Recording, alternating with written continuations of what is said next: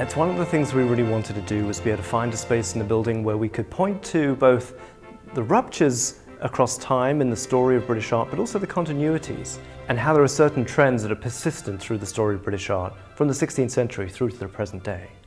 What we wanted to do was to return that gallery to its original function as a study gallery, so that it would be densely hung, salon style, from floor to ceiling, but at the same time to take out all those intervening walls and open up the space, which was what Kahn had originally intended. And so we really wanted to get back to that original vision, and rather than dividing the space up with partitions, to open it up as one long gallery and to put as many objects as we could in the space so that people could be exposed to as much of the collection as possible, but also put objects into dialogue with each other, objects from across time. So we have historic objects next to more contemporary objects. So that was something we've wanted to do from the very outset of the project. Well, we have one wall here which is about the garden, and it's devoted to the garden in British art.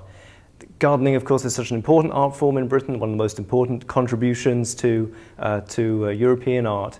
And so we wanted to make sure that was exposed. And on one wall, going from works from the 17th century through to works from the 1980s, we have objects that show a kind of whole social history of Britain, from great aristocratic gardens on great landed estates to gardens in suburban Britain that we're familiar with today. I think a dense hang like this was, of course, historically very familiar, but in recent times has tended to drop out of favor. And so people haven't seen works of art shown in this way for a very long time, especially in a modern building like the great building here by Louis Kahn.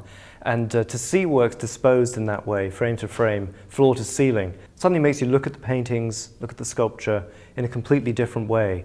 You see the relationships between things more closely than when things are just disposed singly on a wall, and forces you to really look again and scrutinize across pictures. So I think it's a sudden and arresting presentation. And I hope people will be surprised as they come through the door, around the corner, from bays which are more conventionally hung into this very dense space, and be surprised and overwhelmed.